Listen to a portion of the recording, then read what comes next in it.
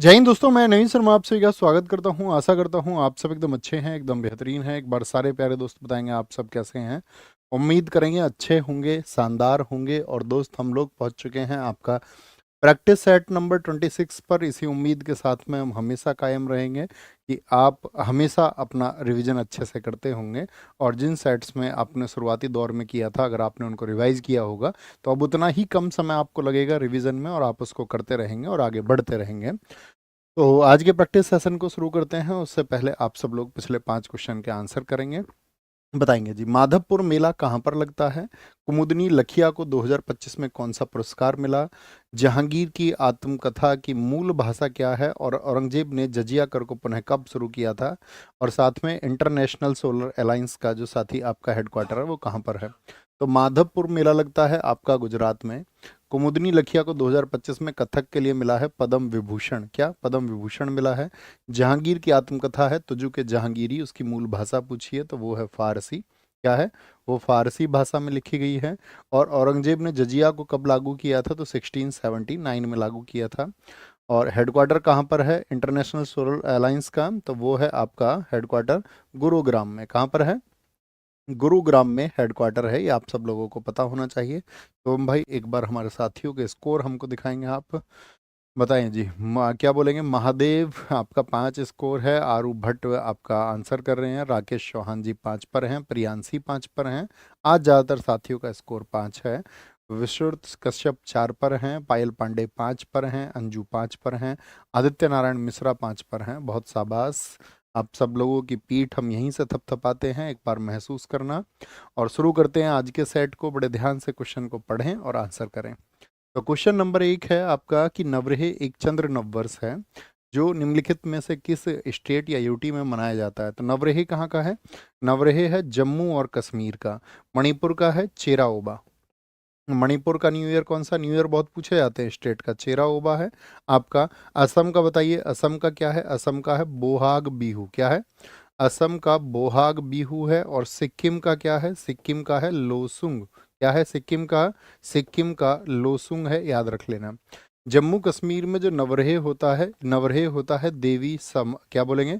इनका नाम है देवी सारिका। देवी सारिका को समर्पित है। किसको समर्पित है? डिवोटेड टू देवी सारिका। देवी सारिका को ये समर्पित है, याद रख लेना। और जो चैत्र में नवरात्र होते हैं, चैत्र नवरात्र के पहले दिन ये मनता है। ओके, पहले दिन मनता है। आप हमें बताओ महाराष्ट्र का न्यू ईयर कौन सा है? महाराष्ट्र का न्यू ईयर कौन सा है? तो वो गुड़ी पड़वा है। कौन सा है? गुड़ी पड़वा है। तमिलनाडु का बताओ, तमिलनाडु का कौन सा है? तो तमिलनाडु का है पुथंडू। कौन सा है? पुथंडू कहाँ का है? तमिलनाडु का है। आपसे हम पूछे उड़ीसा का बताओ, उड़ीसा का क्या होगा? तो उड़ीसा का है आपका पाना बोलते हैं उसको, माशा भी बोलते हैं, माशा भी बोलते हैं, या महाविषुव संक्रांति कहा जाता है। क्या बोलते हैं उसको? महाविषुव उसको कहा जाता है। केरला का न्यू ईयर बताएं दोस्त। केरल का न्यू ईयर कौन सा है? तो केरल का दोस्त आपका विशु है। क्या है? केरल का भैया जी विशु है। गोवा का न्यू ईयर बताइए। गोवा का न्यू ईयर कौन सा है? तो संवत्सर है। कौन सा है? संवत्सर है। संवत्सर के नाम से उसको जाना जाता है। संवत्सर पाठसो भी उसको बोलते हैं। बिहार का बताइए। बिहार का आपका जुड़ शीतल है। कौन सा है? बिहार का न्यू ईयर कौन सा है? जुड़ शीतल है। क्या है? जुड़ शीतल। वेस्ट बंगाल का बताइए। वेस्ट बंगाल का पोइला बैसाख है। क्या है? वेस्ट बंगाल का है पोइला बैसाख, जिसको नवो वोरसो भी हम कहते हैं। नवो वोरसो, सॉरी, पोइला बैसाख, जिसको हम नवो बोरसो भी कहते हैं। पोइला बैसाख के नाम से इसको जाना जाता है। पंजाब का बताइए। पंजाब का क्या है? पंजाब का है आपका बैसाखी। क्या है? बैसाखी पंजाब का है। और मुझे बताइए, जो हिंदू नववर्ष आता है वो हिंदी के कौन से मंथ में आएगा? हिंदी के किस मंथ में आता है? फटाफट से बताइए। हिंदी नववर्ष जो आएगा वो किस मंथ में, यानी कैलेंडर की शुरुआत किस मंथ से होती है? हिंदी नववर्ष जो होता है, हिंदी न्यू ईयर, वो आता है आपका चैत्र माह में। आपको पता होना चाहिए Chaitra is the first month and Phagun is the last month. अंतिम महीना कौन सा होता है? वो फागुन होता है। और पहला महीना कौन सा होता है? वो चैत्र होता है। संगीत नाटक अकादमी से सम्मानित सुलोचना चौहान एक प्रसिद्ध गायिका थी। देखो, सुलोचना चौहान जी को जाना जाता है आपका किसके लिए? पद्मश्री 2022 के लिए।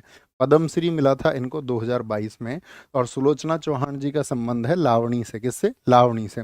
लावणी से ही एक चर्चित नाम याद रख लेना, सुरेखा पुनेकर। क्या बोलोगे? सुरेखा पुनेकर का संबंध किससे है? तो सुरेखा पुनेकर का संबंध है लावणी। अब आप मुझे बताओ लावणी कहाँ का है साथी? लावणी घूमर राजस्थान का है, झूमर हरियाणा में होता है, गिद्धा पंजाब में होता है। आप मुझे बताएंगे लावणी किस स्टेट में होता है? महाराष्ट्र। आंसर दिखाया करो शुभम भाई हमेशा, जो साथी दें। आशीष नागर जी एकदम ठीक आंसर आपका आया है, एकदम ठीक आंसर आया है। एक चर्चित नाम आता है मामे खान। मुझे बताओ इनका संबंध किससे है? मामे खान का। तो मामे खान ये भी साथी आपका राजस्थान के एक लोक गायक हैं। कहाँ के? एक फोक सिंगर हैं। कहाँ के? राजस्थान के। और ये चर्चित क्यों हुए थे? क्योंकि याद रख लेना, जो आपका कान महोत्सव था, कान महोत्सव किस क्षेत्र से संबंध रखता है? फिल्म, फिल्म से संबंध रखता है। कान महोत्सव में प्रदर्शन करने वाले पहले भारतीय हैं। कान महोत्सव में प्रदर्शन करने वाले ये पहले इंडियन बने थे, पहले भारतीय बने थे। कौन? मामे खान। मामे खान। एक साथी अभी रिसेंट में चर्चाओं में आए थे, भैरू सिंह चौहान। क्या? भैरू सिंह चौहान। इनको किस लिए जाना जाता है? क्यों अभी खबरों में आए थे भैरव सिंह चौहान? तो ये साथी इनको पद्मश्री मिल गया 2025 में, इसीलिए ये खबरों में आए। क्या मिला? पद्मश्री मिला इनको 2025 में। और किस बात के लिए मिला? इनका संबंध है कबीर वाणी से। जो कबीर की वाणी है उसका गायन ये करते हैं, कबीर वाणी गायन के लिए इनको मिला। अभी रिसेंट में आपका 2025 में ही महावीर सिंह नायक का संबंध रहा। महावीर सिंह नायक चर्चा में रहे। तो महावीर सिंह नायक क्यों चर्चा में रहा? क्योंकि इनको साथी पद्मश्री मिला 2025 में, पद्मश्री 2025 में। और इनको किस बात के लिए मिला? ये राग गाते हैं, राग गायन के लिए इनको जाना जाता है, राग गायन के लिए। ठीक है, राग गायन के लिए।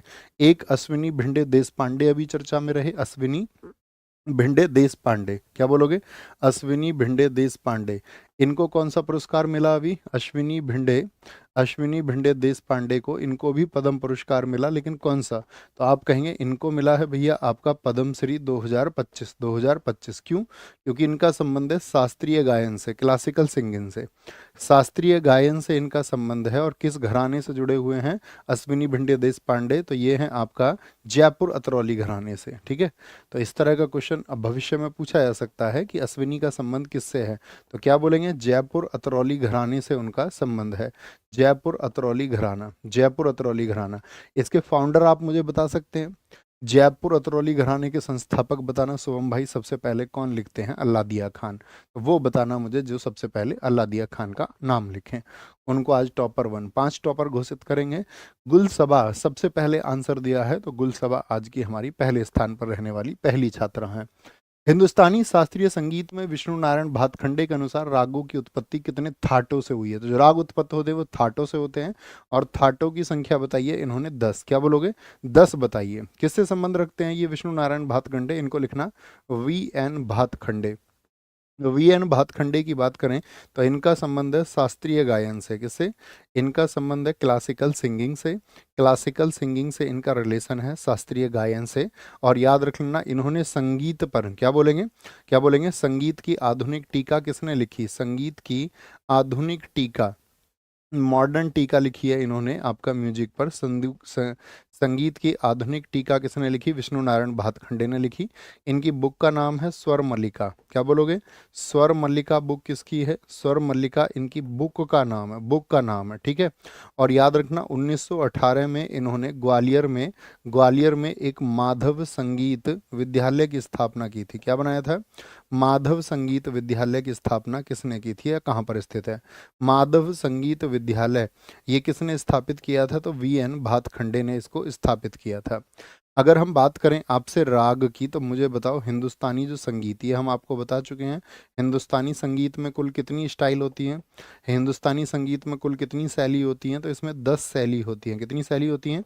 10 शैली होती हैं। और हिंदुस्तानी संगीत में 83 राग होते हैं। कितने होते हैं? 83 राग होते हैं हिंदुस्तानी संगीत में। और यहाँ पर एक राग होता है शाडव राग। शाडव, 6 से याद रख लेना। साडव राग में जो स्वर होते हैं वो होते हैं 6, कभी 7 लिख दें। जो एक साडव ऐसा राग है जिसमें स्वर कितने होते हैं? 6। जनरली स्वर कितने होते हैं? वो 7 होते हैं। वो कितने होते हैं? वो साथी आपका 7 होते हैं। आगे आएंगे, नेक्स्ट है स्वतंत्र भारत के पहले वित्त मंत्री निम्नलिखित में से कौन थे? इस बार CGL मेंस में पूछ लिया पहला मंत्रालय। बोलो भी फटाफट से, बोलेंगे भाई। बोलो भाई फटाफट से आंसर करेंगे। तो स्वतंत्र भारत के पहले वित्त मंत्री कौन थे? आर के षणमुख शेट्टी थे, टीटी कृष्णामाचारी थे, श्यामा प्रसाद मुखर्जी या जगजीवन राम थे? जगजीवन राम। तो क्या बोलोगे? आर के षणमुख शेट्टी थे। तो यहाँ शेट्टी लिखा हुआ है ना, ये शेट्टी हैं। कौन है ये साथी आपका शेट्टी है, यहाँ पर याद रख लेना इनको। और याद रखना, देश का पहला बजट इन्होंने ही पेश किया था। देश का पहला बजट किसने पेश किया था? तो आर के षणमुख शेट्टी ने पेश किया था देश का पहला बजट। और देश का पहला बजट याद रख लेना, वो कब आया था? वो आया था 26 नवंबर 1947 को। ये बहुत इंपॉर्टेंट डेट है। कब आया था? 26 नवंबर 1947 को आया था पहला बजट। ठीक है। टीटी कृष्णामाचारी, श्यामा प्रसाद मुखर्जी, जगजीवन राम। देखो यहाँ कुछ मंत्री आपसे पूछेंगे, इनको भी बताएंगे। रक्षा मंत्री बताओ पहले कौन थे? स्वतंत्र भारत के पहले रक्षा मंत्री कौन थे? रक्षा मंत्री तो वो थे भैया बलदेव सिंह। कौन थे? बलदेव सिंह थे। रेल मंत्री बताओ। अच्छा, कौन इसमें बता सकता है सारे मंत्री? टेस्ट है आपका। रेल मंत्री बताओ कौन थे? रेल मंत्री बताओ। कानून मंत्री आप हमको बताओ, कानून मंत्री कौन थे? कानून मंत्री कौन थे पहले स्वतंत्र भारत के? कृषि मंत्री बताओ, पहले कृषि मंत्री कौन बने थे भारत के? पहले कृषि मंत्री कौन बने थे? तो रेल मंत्री कौन थे? तो रेल मंत्री थे भैया जॉन मथाई। कौन थे? जॉन मथाई थे आपका।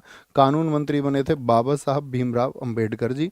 क्या बोलोगे? बाबा साहब भीमराव अंबेडकर जी बने थे। कृषि मंत्री बने थे पहले राजेंद्र प्रसाद। कौन बने थे? राजेंद्र प्रसाद बने थे। आप मुझे बताओ पहले भारत के शिक्षा मंत्री कौन बने थे? शिक्षा मंत्री, शिक्षा मंत्री, ये इंपॉर्टेंट क्वेश्चन आता है। भारत के पहले जो साथी एजुकेशन मिनिस्टर थे, तो शिक्षा मंत्री कौन थे? तो मौलाना अबुल कलाम आज़ाद थे। कौन थे? मौलाना अबुल कलाम आज़ाद, जो कांग्रेस के सबसे युवा प्रेसिडेंट भी बने थे। बताओ दिल्ली के किस अधिवेशन में, किस अधिवेशन में अबुल कलाम आज़ाद को सबसे युवा आपका कांग्रेस का अध्यक्ष चुना गया था? तो क्या बोलेंगे? 1923 का दिल्ली का विशेष अधिवेशन था। कौन सा? 1923 दिल्ली विशेष। कांग्रेस के सबसे लंबे समय तक अध्यक्ष यही रहे। कांग्रेस के सबसे लंबे 1940 में कांग्रेस का अधिवेशन था, रामगढ़ अधिवेशन। तो 1940 से लेकर के 1945 तक यही रहे थे। विपिन भाई आपने वही बात लिख दी है, बहुत शाबाश। क्या बोलेंगे? आपका स्वास्थ्य मंत्री बताओ पहले, जो भारत के पहले स्वास्थ्य मंत्री, तो वो थी राजकुमारी अमृत कौर, जिन्होंने किसके लिए? एम्स की स्थापना में योगदान दिया। राजकुमारी अमृत कौर। क्या बोलोगे? राजकुमारी अमृत कौर। पहले कम्युनिकेशन मिनिस्टर कौन थे? पहले संचार मंत्री कौन थे? संचार मंत्री कौन थे आपका? तो पहले संचार मंत्री थे आपका रफ़ी अहमद किदवई। क्या? रफ़ी अहमद थे। रफ़ी अहमद याद रखेंगे, रफ़ी अहमद। अच्छा, प्रथम जो सरकार बनी थी उसमें खेल मंत्री कोई था या नहीं था? बताओ, प्रथम खेल मंत्री कौन बने थे? प्रथम खेल मंत्री थे भी या नहीं थे? तो याद रखना, प्रथम खेल मंत्री आपका जो बनाए गए वो 1999 में बनाए गए थे, और वो बने थे अनंत कुमार। कौन? अनंत कुमार। इससे पहले तो इस मिनिस्ट्री को, और हम गेम्स में आगे जाना चाह रहे थे, हमने आज़ादी के तुरंत बाद एशियन गेम्स कराए थे, फिर भी हमारा खेलों पर ध्यान नहीं था। आप देखिए सन 2000 में तो हम यहाँ पर अपने यहाँ पर खेल मंत्री को लेके आए हैं। ओके। टीटी कृष्णामाचारी, इनके पास भी कोई मंत्रालय था? नहीं। श्यामा प्रसाद मुखर्जी, इनके पास मंत्रालय था वाणिज्य और उद्योग आपूर्ति का। किसका? कॉमर्स एंड इंडस्ट्रियल मिनिस्ट्री इसी इन्हीं के पास में थी। वाणिज्य और उद्योग मंत्रालय इन्हीं के पास में था। जगजीवन राम के पास में, इनके पास में श्रम मंत्रालय था। कौन सा? इनके पास में था श्रम मंत्रालय, श्रम मंत्रालय। ओके, श्रम मंत्रालय था। नेक्स्ट, अगला क्वेश्चन। भारत की पहली जो सीनियर राष्ट्रीय तीरंदाजी चैंपियनशिप हुई वो कहाँ और कब आयोजित की गई थी? कहाँ और कब आयोजित की गई थी, मतलब किस जगह हुई? अच्छा, दोनों चीज़ें दी हुई हैं, तो याद रखना दिल्ली में 1973 में आयोजित हुई थी, दिल्ली में। और भारतीय तीरंदाजी संघ कब बना? बताओ। AAI बोलते हैं इसको, भारतीय तीरंदाजी संघ कब बना था? तो भारतीय तीरंदाजी संघ बना था आपका, ये बना था किस वर्ष में? इसको बोलते हैं AAI, यानी कि आर्चरी एसोसिएशन ऑफ इंडिया। तो ये 1973 में बना है, 1973 में। मुझे कुछ क्वेश्चन बताओ आप। पैरालंपिक जानते हैं? पैरालंपिक जानते हो? हाँ जी। पैरालंपिक पहली बार किस वर्ष हुए थे? पैरालंपिक में जो पहले पदक विजेता हैं भारत के, वो कौन है? पहले पदक विजेता पैरालंपिक में पहले पदक विजेता कौन है? तो हरविंदर सिंह हैं। कौन है? हरविंदर सिंह पहले पदक विजेता हैं आपका। और अगर हम आपसे बात करें सबसे कम उम्र की पैरालंपिक विजेता कौन बनी? सबसे कम उम्र में पैरालंपिक पदक विजेता कौन बनी है? पैरालंपिक पदक विजेता, तो अभी बहुत खबरों में आई थी जब पैरालंपिक हुए थे आपका, तो वो है आपका शीतल देवी। शीतल देवी, क्या आप बता सकते हो कितनी एज में बनी थी ये शीतल देवी? शीतल देवी, तो इनको मिला इस बार साथी कांस्य पदक और इनकी उम्र थी 17 वर्ष। कितनी वर्ष थी? 17 वर्ष कुल इनकी उम्र थी, 17 ईयर्स। अब हम आपसे पूछेंगे तीरंदाजी, मुझे बताइए किस देश का राष्ट्रीय खेल है? तीरंदाजी किस देश का राष्ट्रीय खेल है? तीरंदाजी बताओ जी। तीरंदाजी किस देश का नेशनल गेम है? नेशनल गेम है, कहाँ का नेशनल गेम है तीरंदाजी? तो आंसर आना चाहिए भूटान का। भूटान का राष्ट्रीय खेल है। कहाँ का है? भूटान का राष्ट्रीय खेल है, ये आपको पता होना चाहिए, भूटान का। नेक्स्ट, निम्नलिखित में से कौन सा शूटिंग खेल का एक प्रकार है जिसमें मिट्टी के लक्ष्यों को हवा में फेंका जाता है? मिट्टी का लक्ष्य यानी मिट्टी का एक कबूतर होता है, उसको बोलते हैं किले पिजन, उसको हवा में उछालते हैं और ढिशकिया गोली मार देते हैं। बताओ जी, राइफल शूटिंग, पिस्तौल शूटिंग या ट्रैप शूटिंग? ये होता है ट्रैप शूटिंग में। कहाँ पर? ये साथी आपका ट्रैप शूटिंग में होता है। अगर हम आपसे पूछ रहे हैं जो मिट्टी के लक्ष्य को उछाला जाता है, इसमें 3 तरह की शूटिंग होती है। 3 तरह की शूटिंग होती है, कौन कौन सी? एक तो इसमें होएगी, याद रख लेना आपका, मिट्टी के लक्ष्यों के लिए इसमें एक तो होती है डबल ट्रैप। क्या होती है इसमें? एक तो इसमें होती है डबल ट्रैप, एक इसमें होती है आपका ट्रैप शूटिंग। क्या होती है? एक इसमें होती है आपका ट्रैप शूटिंग होती है, ट्रैप शूटिंग होती है। और इसमें तीसरी होती है आपका स्कीट शूटिंग। क्या होती है? स्कीट शूटिंग होती है, स्कीट शूटिंग। तो 3 तरह की शूटिंग होती है। और इसमें क्या होता है? इसमें याद रखना मिट्टी का लक्ष्य यानी कि किले टारगेट होता है। क्या होता है? इसको बोलते हैं किले, माने मिट्टी, और किले का टारगेट होता है। और उसी को कई बार किले टारगेट होता है, और उसी को हम क्या बोलते हैं? उसी को हम किले पिजन भी कहते हैं। क्या बोलते हैं उसको हम? उसको हम किले पिजन भी कहते हैं, किले पिजन। और अगर हम बात करें साथी यहाँ पर किले पिजन के बारे में, तो ये किस में, क्या ओलंपिक में होता है आपका? हाँ जी, ओलंपिक में होती है शूटिंग, ओलंपिक। अच्छा, मैं आपसे पूछूं, ओलंपिक में भारत को सबसे पहले जो मेडल दिलाया था शूटिंग में, वो किसने दिलाया था? कौन व्यक्ति हैं, बताएंगे जी? तो पहला रजत व्यक्तिगत बोले आपसे, या आपसे बोले पहला गोल्ड, ये हमने किस में जीते? शूटिंग में ही जीते। तो क्या बोलेंगे? 2004 में कौन जीता था? 2004 में आपका सिल्वर किसने जीता था? तो राज्यवर्धन सिंह राठौड़ ने। किसने? राज्यवर्धन सिंह राठौड़ ने। किसने? राज्यवर्धन सिंह राठौड़ ने जीता था आपका ट्रैप शूटिंग में ही। और 2008 में गोल्ड किसने जीता था? ये किसी का भी गलत नहीं होना चाहिए, तो बोलेंगे अभिनव बिंद्रा। अभिनव बिंद्रा ने किस इवेंट में जीता था? तो इन्होंने जीता था 10 मीटर एयर राइफल में। किसमें? 10 मीटर एयर राइफल में। और सबसे कम उम्र के, अगर मैं आपसे पूछूं अभिनव बिंद्रा के बारे में, सबसे कम उम्र में इनको राजीव गांधी रत्न, खेल रत्न पुरस्कार मिला। सबसे कम उम्र में, क्या बोलोगे? सबसे कम उम्र में क्या बोलेंगे? खेल रत्न पुरस्कार इनको मिला। अब खेल रत्न पुरस्कार किसके नाम से दिया जाता है? राजीव गांधी जी के नाम से थोड़ी दिया जाता है, मेजर ध्यानचंद के नाम से दिया जाता है। सबसे कम उम्र का मतलब है इनकी 18 वर्ष उम्र थी, तब 18 वर्ष उम्र थी। अभी 2024 के ओलंपिक हुए, शूटिंग में हमको कितने मेडल मिले थे बताओ फटाफट से? 2024 में शूटिंग में, 2024 में पेरिस में हुए, तो शूटिंग में कितने मिले बताओ फटाफट से? शूटिंग में अब की बार तो हमें मेडल ही कुल कितने मिले? तो आसानी से आप बता सकते हैं। दो वाले सारे गलत है भाई, दो कैसे बोल सकते हो आप? 3, मनु भाकर के 2 हो गए और स्वप्निल कुसाले का 3। मनु भाकर के हो गए 2 तो, और मनु भाकर ने किसके साथ में जीता था? एक तो मनु भाकर ने सोलो जीता अकेले, एक सरबजोत सिंह जी के साथ में जीता, और तीसरा स्वप्निल कुसाले जी का आया। तो 3 है आपका शूटिंग में। कितने हैं? तो शूटिंग में भैया 3 मेडल हमारे इस बार आए।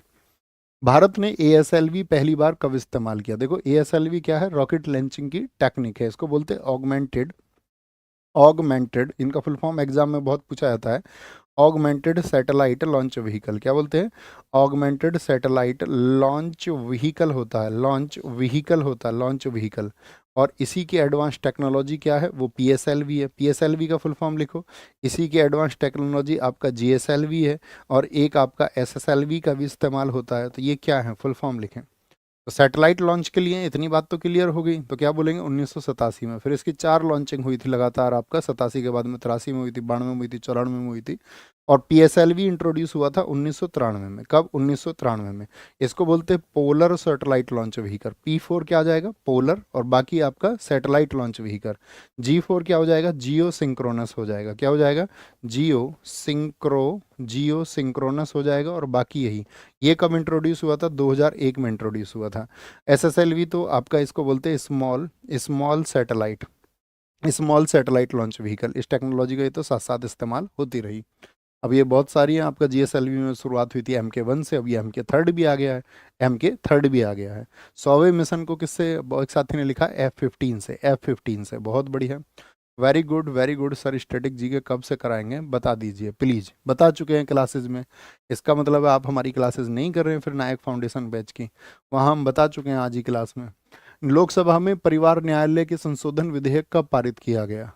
तुम सबको इन्फॉर्मेशन अलग अलग देनी होती है, जब हम आपसे कहते हैं कि पढ़ लीजिए तो क्यों नहीं पढ़ते हो, क्यों नहीं पढ़ते हो हैं? बताओ जी फटाफट से। क्या बोलेंगे? लोकसभा में परिवार न्यायालय के संशोधन विधेयक कब पारित किया गया? तो लोकसभा में ये आया आपका जुलाई 2022 में। क्या बोलोगे? जुलाई 2022 में पारित किया गया। और कहाँ के परिवार न्यायालय के था ये? हिमाचल प्रदेश और नागालैंड के फैमिली कोर्ट के लिए। किसके लिए? नागालैंड के जो फैमिली कोर्ट हैं, यानी कि वहां पर आपका फैमिली फैमिली कोर्ट की स्थापना हो पाई, इसीलिए। ठीक है। अच्छा, यहाँ से क्वेश्चन पूछा जाता है इसी एक्ट से जुड़ा, हिंदू उत्तराधिकार अधिनियम किस वर्ष का है? हिंदू सक्सेसर एक्ट जो है, हिंदू उत्तराधिकार अधिनियम, ये किस वर्ष का है? तो हिंदू उत्तराधिकार अधिनियम है 1956 का, याद रख लेना। क्या बोलोगे? 1956 का है, 1956 का है। भारत में सर्वप्रथम कम्युनिस्ट सरकार किस राज्य में बनी थी? Communist party. तो पश्चिम बंगाल में, सिक्किम में, केरल में, या फिर त्रिपुरा में बनी थी, या फिर त्रिपुरा में बनी। तो क्या बोलेंगे? सबसे पहले बनी थी आपका केरल में। कहाँ पर बनी थी? केरल में। और ये बनी थी 1957 के चुनावों में। और दुनिया में प्रथम थी ये, भारत नहीं दुनिया में कहीं पर भी कम्युनिस्ट सरकार बनी, दुनिया में प्रथम कम्युनिस्ट सरकार थी ये। ठीक है, दुनिया में प्रथम बनी थी। अच्छा, एक कम्युनिस्ट पार्टी ऑफ इंडिया जिसको हम भारतीय कम्युनिस्ट पार्टी बोलते हैं, उसका नेतृत्व किसने किया था? भारतीय जितने भी कम्युनिस्ट थे, भारत में जितने भी कम्युनिस्ट थे, उनका नेतृत्व, जो शुरुआती नेतृत्व किया था, वो किसने किया था?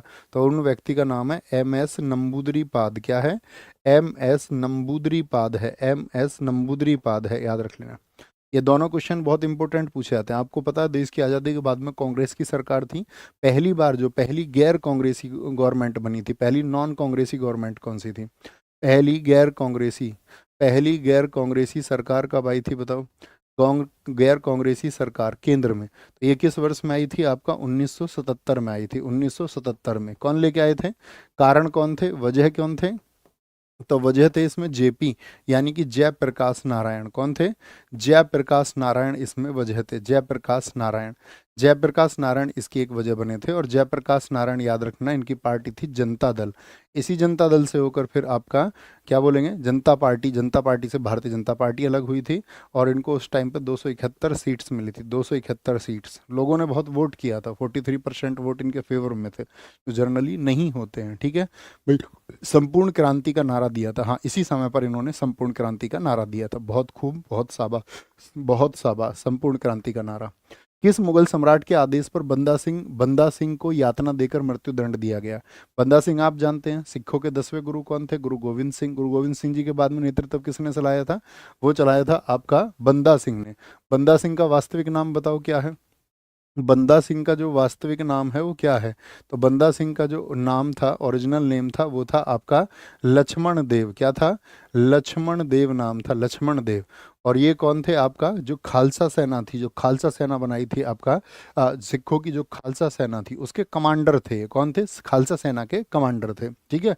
और किसने इनकी हत्या करवाई? आपका क्या बहादुर शाह प्रथम ने करवाई, क्या जहांगीर शाह ने, या फर्रुख सियर ने? भैया फर्रुख सियर ने।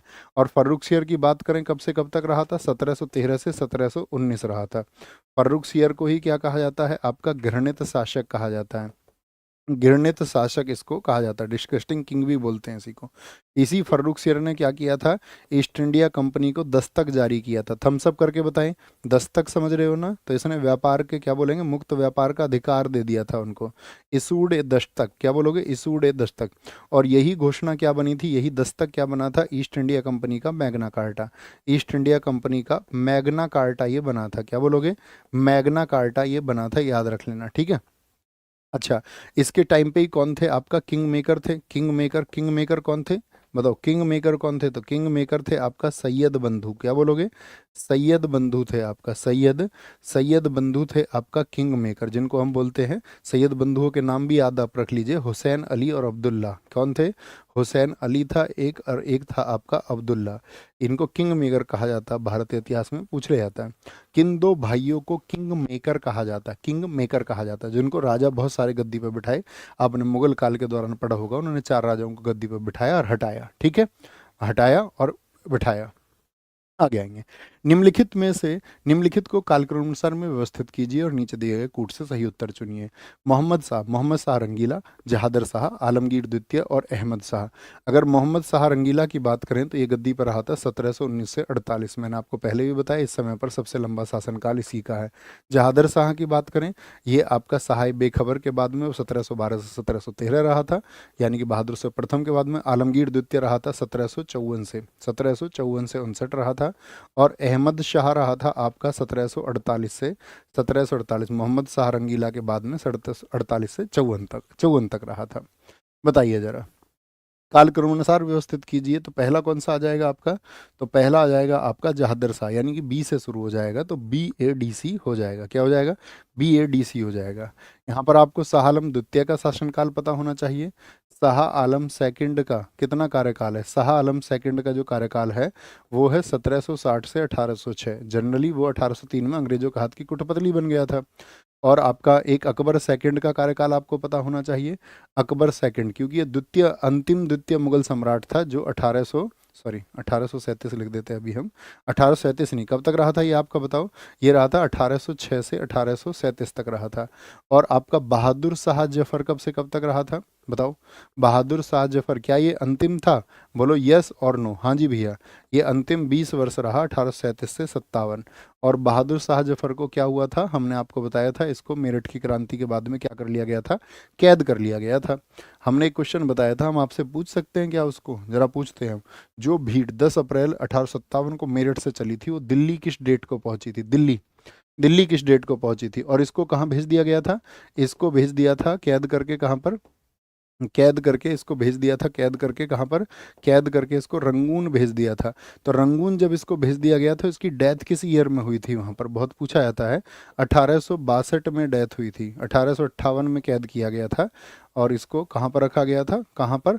आपका रंगून में रखा गया था। और पकड़ा कहाँ से गया था इसको? हुमायूं के मकबरे से इसको कैप्चर किया गया था, हुमायूं के मकबरे से। तो ये सभी पूछे जाते हैं। ओके। मोहम्मद शाह रंगीला का आपका पता ही है, इसके समय पर आपका कौन आया था? नादिर शाह आया था। सैयद बंधुओं की हत्या भी इसी ने करवाई, इसी ने छुटकारा पाया था उनसे। अच्छा, मुझे कोई बता सकता है मोहम्मद शाह रंगीला का मूल नाम क्या था? उसका ओरिजिनल नेम क्या था मोहम्मद शाह रंगीला का? तो आपको पता होना चाहिए, रोशन अख्तर था। क्या था? रोशन अख्तर। रोशन अख्तर बहुत बार परीक्षा में पूछा गया है। दिल्ली में पुराना किला के सामने खैरुल मंजिल का निर्माण, जो मंजिल नामक मस्जिद का निर्माण किसने करवाया था? हमीदा बानो बेगम ने करवाया? नहीं जी, माहम अंगा ने करवाया। जो दूध माता थी, कौन थी ये? अकबर की क्यूरेटर थी, अकबर की संरक्षिका थी, अकबर की संरक्षिका। तो ये 1561 में इसने निर्माण कराया था। कब? 1561 में निर्माण कराया था। याद रखना, इसी माहम अंगा ने दिल्ली में एक शिक्षा केंद्र बनवाया था। दिल्ली में शिक्षा केंद्र, क्या नाम था उस शिक्षा केंद्र का? दिल्ली में एक एजुकेशन सेंटर इसने बनवाया था। किस नाम से? उसका नाम था मदरसा ए बेगम। क्या? मदरसा ए बेगम के नाम से इसने एक एजुकेशन सेंटर बनाया था, मदरसा ए बेगम। ठीक है। मुझे बताओ साथी, इसके समय पर जो आपका काबुली बाग मस्जिद बनी, नहीं इसके समय पर नहीं बनी थी, काबुली बाग तो पहले ही बन गई थी, सॉरी। काबुली बाग तो पहली बनी, हाँ हम ये पूछ सकते हैं, काबुली बाग जो मस्जिद बनी थी आपका, वो किसके समय पर बनी थी? किसने बनवाई थी? काबुली बाग मस्जिद किसने बनवाई थी ये बताओ? काबुली बाग मस्जिद ये किसने बनवाई थी? तो काबुली बाग मस्जिद बनवाई थी आपका बाबर ने। किसने बनवाई थी भैया? उसको बाबर ने बनवाया था। अच्छा, मुझे बताओ, किला ए कुहना ये किसने बनवाई? किला ए कुहना का निर्माण किसने करवाया था? तो किला ए कुहना का निर्माण कराया गया आपका शेर शाह सूरी के द्वारा। किस किले के अंदर? शेर शाह सूरी द्वारा पुराने किले के अंदर ये निर्माण कराया गया था। पत्थर मस्जिद बताओ श्रीनगर की किसने बनवाई? पत्थर मस्जिद श्रीनगर की किसने बनवाई? तो पत्थर मस्जिद जो है साथी, ये बनवाई आपका श्रीनगर में नूरजहां ने। क्या बोलोगे? श्रीनगर में नूरजहां ने इस पत्थर मस्जिद को बनवाया था।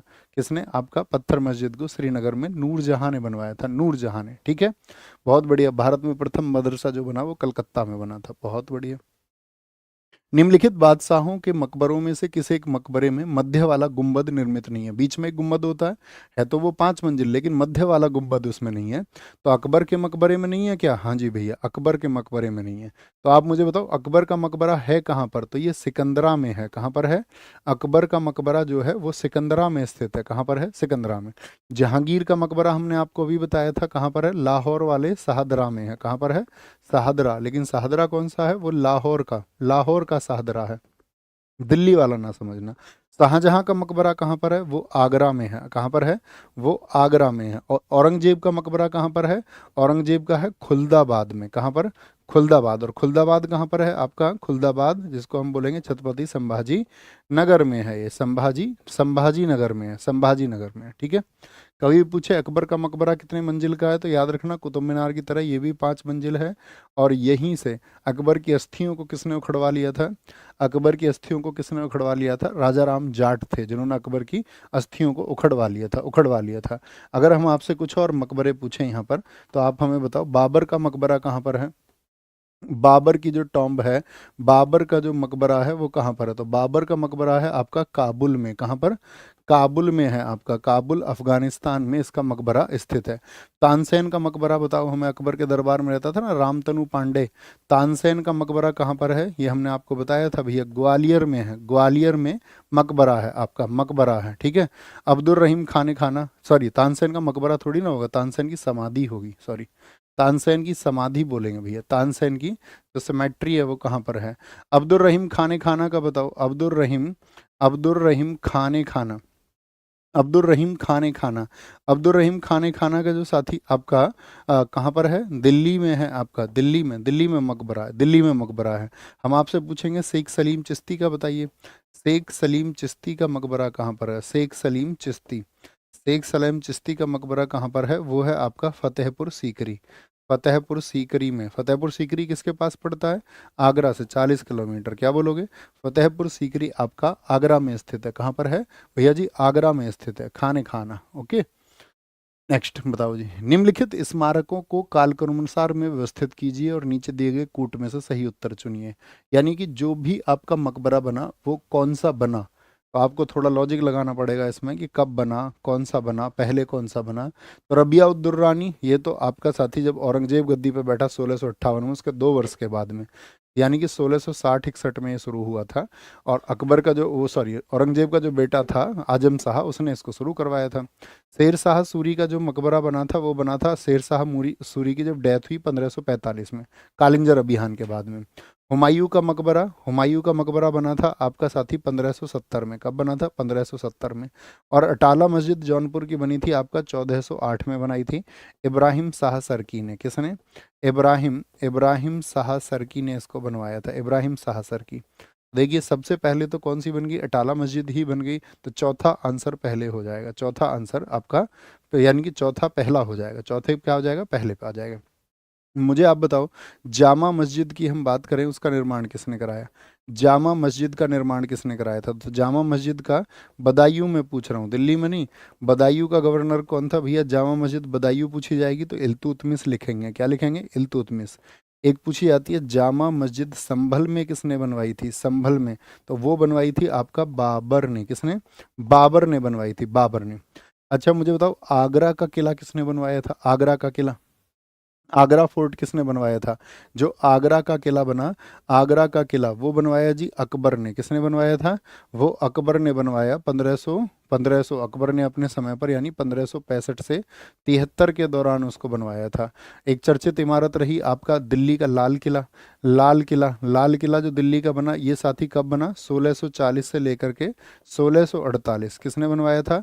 शाहजहां ने। इनके निर्माण कार्य वर्ष भी पूछे जाते हैं। शाहजहां, लाल किले और ताजमहल का सबसे ज़्यादा पूछा जाता है। ताजमहल का बताओ, ताजमहल का निर्माण कार्य कब से कब तक चला? 1631 से 53 तक चला, ठीक है। कहीं वो 30 भी लिखा मिल जाता है। तो ये भी किसने बनवाया? शाहजहां ने। किसने? शाहजहां ने, शाहजहां ने, ठीक है। अच्छा मुझे बताओ एक साथी, आपका जहांगीरी महल किसने बनवाया था? क्या बोलोगे? यहाँ पर मुझे बताओ जहांगीरी महल किसने बनवाया था? जहांगीरी महल, जहांगीरी महल भी कहा जाता है। और यहीं पर एक है आपका अकबरी महल, अकबरी महल ये किसने बनवाया था? तो अकबरी महल ये बनवाए थे आपका अकबर ने। किसने बनवाए थे? अकबर ने, जो आपका अकबर ने आगरा के किले में इसको बनवाया था। हिरण मीनार बताओ और फतेहपुर सीकरी बताओ किसने बनवाए? फतेहपुर सीकरी तो मैं आपको बता चुका कक्षा में कि अकबर ने बताया गुजरात विजय के उपलक्ष्य में। हिरण मीनार भी अकबर ने बनाया। किसने बनाया? अकबर ने बनाया। अच्छा मुझे बताओ मोती मस्जिद किसने बनवाई? मोती मस्जिद पे बहुत कन्फ्यूजन होता है। जो मोती मस्जिद आपका दिल्ली वाली है वो तो औरंगजेब ने बनवाई, लेकिन मोती मस्जिद जो आगरा वाली है वो किसने बनवाई थी, ये आपको बताना है। तो मोती मस्जिद आगरा वाली जो है वो शाहजहां ने बनवाई थी, और यहीं पर उसने बनवाया था मच्छी भवन। कौन सा? शाहजहां ने ही बनवाया था आपका मच्छी भवन। मच्छी भवन बनवाया था। क्या बनवाया था? मच्छी भवन बनवाया था, मच्छी भवन। ओके, मच्छी भवन बनवाया था। श्रीनगर कश्मीर स्थित पत्थर मस्जिद का निर्माण, अभी बता दिया ये तो हमने आपको, पत्थर मस्जिद का निर्माण करवाया था नूरजहां ने। किसने? झेलम नदी के किनारे नूरजहां ने। अभी हमने आपको बताया मोती मस्जिद, बताओ औरंगजेब ने कौन सी बनाई थी? मोती मस्जिद, जो कि आपका कहाँ पर है? लाल किले में। लाल किला कहाँ पर? यानी दिल्ली वाली की बात कर रहे, रेड फोर्ट वाली की। तो ये किसने बनवाई थी? ये बनवाई औरंगजेब ने। किसने? औरंगजेब ने बनवाई थी। बादशाही मस्जिद बताओ मुझे फटाफट से, लाहौर में किसने बनवाई? बादशाही मस्जिद। बादशाही मस्जिद का निर्माण किसने कराया था? बादशाही मस्जिद का निर्माण किसने कराया था आपका? लाहौर में। लाहौर में। तो वो कराया था आपका औरंगजेब ने। किसने? बादशाही मस्जिद किसके समय पर बनी? औरंगजेब के समय पर बनी। एक यूपी के बनारस में है आलमगीर मस्जिद, वो भी किसने बनवाई? वो भी साथी आपका औरंगजेब ने ही बनवाई थी। निम्नलिखित युग्मों में से कौन सा एक सुमेलित नहीं है? कौन सा एक सुमेलित नहीं है? बाबर की तुजुक ए बा सॉरी, सुमेलित है। बाबर की किताब है तुजुक ए बाबरी, किस भाषा में लिखी उसने तुजुक ए बाबरी, बताओ? तो किस में लिखी थी? चगताई तुर्क में। इसको ही हम क्या बोलते हैं? बाबर नामा कहते हैं दोस्त। क्या बोलते हैं इसी को? बाबर नामा कहते हैं। हुमायूं की पुस्तक है क्या हुमायूं नामा? नहीं भैया। किसने लिखी है? गुलबदन बेगम ने लिखी है। किसने? गुलबदन बेगम ने लिखा है हुमायूं नामा को, जो इसकी चचेरी बहन थी हुमायूं की, यानी हुमायूं गलत हो जाएगा। तारीख है शेरशानी, क्या शेरशाह ने लिखी है? नहीं। अकबर के कहने पर कि मेरे पिता को किसने हराया, अब्बास खां शेरवानी ने लिखी थी। किसने?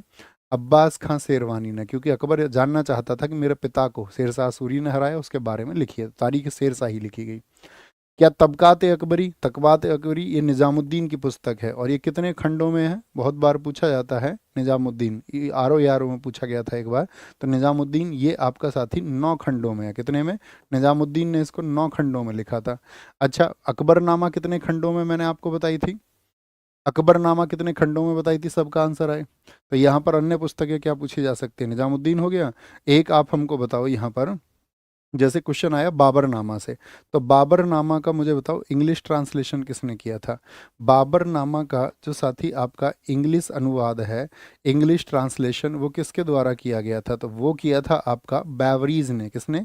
बैवरीज ने किया था, ये बात याद रख लेना।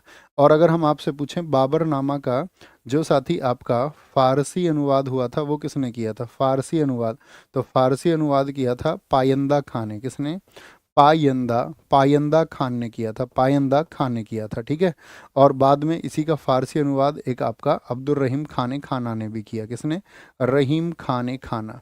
अच्छा, एक क्वेश्चन पूछा जाता है, देखते हैं कितने लोग बता सकते हैं। जैसे तुजुक बाबरी के बारे में एक क्वेश्चन आता है कि उसको चगताई तुर्क में लिखा गया। क्या आप बता सकते हैं इसको किस शैली में लिखा गया था? किस शैली में लिखा गया था? तो इसकी शैली भी कई बार पूछ ली जाती है, मुबैयान शैली। कौन सी? मुबैयान शैली बाबर की। क्या आप बाबर की मुझे किसी और पुस्तक का नाम बता सकते हो? तुजुक बाबरी या बाबरनामा एक ही है ये तो बाबरनामा के अलावा किस पुस्तक का नाम बता सकते हो? तो क्या बोलेंगे? दीवार पुस्तक। बहुत बढ़िया, शाहबाज खान ने ठीक आंसर दिया है। बाबर की पुस्तक है आपका दीवार। बहुत बढ़िया। बाबर और दीवार एक जैसे ही वर्ड है। लिस्ट 1 और लिस्ट 2 को साथ ही मैच कीजिए और सही उत्तर का चयन करिए। गुलबदन बेगम, गुलबदन बेगम अभी बताया, इन्होंने लिखी है आपका हुमायूं नामा को। हुमायूं नामा को ईश्वर दास नागर ने लिखी है आपका औरंगजेब के लिए फतुहात आलमगीरी। याहिया बिन अहमद ने लिखी है तारीख मुबारक शाही। और अब्बास खां शेरवानी अभी बताया अकबर के कहने पर तारीख शेरशाही। आज तो आंसर के बाद में क्वेश्चन आ रहे हैं, बहुत बढ़िया। 3-4 बन जाएगा। क्या बन जाएगा? 3-4-1-2 बन जाएगा, याद रख लेना।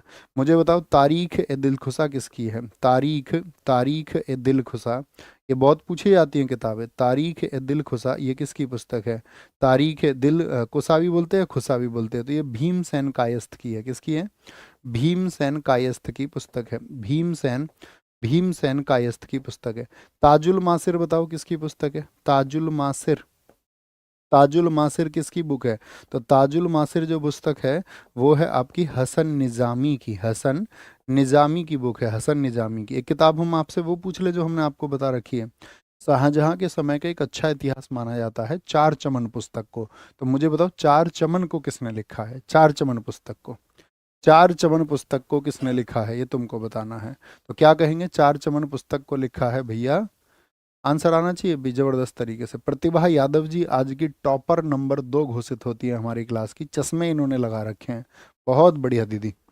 किस सिख गुरु ने खालसा पंथ की स्थापना की थी, तो खालसा पंथ सिखों के 10वें गुरु गुरु गोविंद सिंह ने शुरू किया था, और गुरु गोविंद सिंह को ही जाना जाता है पाहुल प्रणाली के लिए। सिखों में पाहुल प्रणाली किसने शुरू की थी, पाहुल सिस्टम, तो वो इन्होंने ही शुरू किया, इन्होंने ही शुरू किया था, ठीक है, इन्होंने ही। एक आप याद रखना, एक पूछा जाता है पंच प्यारों को, पांच प्यारों को अमृतपान किसने कराया था, पांच प्यारों को अमृतपान किसने कराया था आपका, वो गुरु गोविंद सिंह जी ने ही कराया था। अच्छा मुझे बताओ नवे गुरु कौन थे, नवे गुरु कौन थे, नवे गुरु थे आपका, आपका क्या बोलोगे, गुरु तेग बहादुर जी, गुरु तेग बहादुर थे। और इनकी याद में कौन सा गुरुद्वारा है जहाँ इनकी शहादत हुई थी, तो इनकी शहादत हुई थी जब इनको आपका इनका धर्म छोड़ने के लिए कहा गया और इन्होंने अपने प्राणों की बाजी लगा दी, तो वो है शीसगंज गुरुद्वारा। क्या बोलोगे, शीसगंज गुरुद्वारा, शीसगंज गुरुद्वारा है, शीसगंज गुरुद्वारा है, ठीक है। अमृतसर मंदिर आप जानते हैं, अमृतसर का स्वर्ण मंदिर, उसकी नींव किसने रखी थी बताओ, अमृतसर स्वर्ण मंदिर की नींव किसने रखी थी, स्वर्ण मंदिर की स्थापना जो की थी वो तो की थी पांचवें गुरु। पांचवें गुरु कौन थे, वो थे भैया अर्जुन देव। अर्जुन देव की हत्या किसने कराई थी, तो वो आपका जहांगीर ने कराई थी, जहांगीर ने। याद रखना जो अमृतसर है इसकी नींव जो रखी थी वो रखी थी हजरत मियाँ मीर ने, किसने, हजरत मियाँ मीर ने, हजरत मियाँ मीर को बुलाया गया इसकी नींव रखने के लिए। और गुरु अर्जुन देव को याद रखना आदि ग्रंथ के लिए भी जाना जाता है, आदि ग्रंथ किसके लिए, आदि ग्रंथ के लिए जाना जाता है, सिखों का पवित्र ग्रंथ आदि ग्रंथ। जो आपका मतलब अगर हम बात करें आपसे, जो भाषा है, जो साथी आपका भाषा है सिख भाषा, वो लिखी जाती है गुरुमुखी लिपि में। तो गुरुमुखी लिपि में यानी पंजाबी भाषा जो है वो गुरुमुखी लिपि में लिखी जाती है। तो जो गुरुमुखी लिपि को किसने आविष्कार किया था, ये क्वेश्चन है। गुरुमुखी लिपि के आविष्कारक कौन से गुरु हैं, गुरुमुखी लिपि के आविष्कारक, तो गुरुमुखी लिपि ये है आपका गुरु अंगद देव की, किसकी, गुरु अंगद देव जी की है, गुरु अंगद देव जी की है। अच्छा गुरु नानक देव जी कौन थे, ये आपका पहले गुरु थे, इनकी बुक का नाम बताओ, नानक देव जी ने कौन सी पुस्तक लिखी थी, पहले गुरु हैं इनके। और इनकी बुक का नाम था दोस्त, इनकी बुक का नाम था आपका जपू जी, क्या नाम था, जपू जी इनकी बुक का नाम है। और इनका जो जन्म हुआ था वो हुआ था 1469 से लेकर के, और आपका डेथ हुई थी इनकी 1539 में। जन्म जो इनका हुआ था वो हुआ था तलवंडी में, कहाँ पर, तलवंडी, रावी नदी के किनारे इनका जन्म हुआ था। जन्म कहाँ पर हुआ था, तलवंडी में, क्या बोलोगे, तलवंडी में इनका जन्म हुआ था आपका, रावी नदी के किनारे। निम्नलिखित में से कौन सा सिखों के 5 तख्तों की सूची में शामिल नहीं है, सिखों के 5 तख्त माने जाते हैं, पटना साहिब जो पटना में है, हाँ जी, दमदमा साहिब जो तलवंडी में है, और आपका श्री रकाब, नहीं ये नहीं माना जाता, श्री रकाबगंज साहिब दिल्ली वाला ये नहीं माना जाता, केशवगढ़ शाही आनंदपुर का माना जाता है, और जो फोर्थ है इनका, फोर्थ माना जाता है अकाल तख्त। अकाल तख्त कहाँ पर है आपका, तो ये अमृतसर में ही है, कहाँ पर है, अकाल तख्त अमृतसर, इसको माना जाता है चौथा। और पांचवा, पांचवा बताए, पांचवा किसको माना जाता है, तो हुजूर साहिब को माना जाता है, किसको, हुजूर साहिब को माना जाता है, हुजूर साहिब। और हुजूर साहिब कहाँ है आपका, नांदेड़ में है, कहाँ पर है, नांदेड़ में। आप जानते हैं सिखों के जैसे 5 तख्त हैं ऐसे ही साथ ही 5 ककार भी हैं। 5 ककार कौन कौन से हैं, जिनको अनिवार्य किया था आपका गुरु गोविंद सिंह जी ने, उन्होंने कहा था आपका केस होना चाहिए, कड़ा होना चाहिए, कड़ा, कड़ा, कंघा होना चाहिए, कंघा, और कच्छा होना चाहिए, कच्छा, और आपका साथी कृपाण आपके पास होना चाहिए, कृपाण धारण करके रखें। इनको बोला जाता है 5 ककार। पूछ लिया जाता है निम्नलिखित में से कौन सा सिख धर्म के 5 ककार में शामिल नहीं है, जो उनके पास होने जरूरी हैं, ठीक है, 5 ककार में शामिल नहीं है। कार्बन डेटिंग की अवधारणा उत्पन्न हुई थी अर्थ समिट रियो डी जेनेरियो से, अर्थ समिट रियो डी जेनेरियो ये कब हुआ था आपका, 1992 में। और फिर आपका ये हुआ था 2002 में जोहानसबर्ग में, ठीक है, फिर 2012 में। तो हर 10-10 साल बाद ये होता रहा। इसको वो बोलते हैं पृथ्वी सम्मेलन, क्या बोलते हैं इसको, इसको भैया हम पृथ्वी सम्मेलन बोलते हैं, पृथ्वी सम्मेलन। तो कई बार पूछ लेगा प्रथम पृथ्वी सम्मेलन, दूसरा पृथ्वी सम्मेलन, तीसरा पृथ्वी सम्मेलन, ये इंपॉर्टेंट है, ठीक है। ये इंपॉर्टेंट है। तो क्योटो प्रोटोकॉल में हुआ था क्या, ये एकदम सही हो जाएगा क्योटो प्रोटोकॉल। क्योटो कहाँ का शहर है बताओ? क्योटो प्रोटोकॉल हुआ था आपका जापान में। क्या बोलोगे?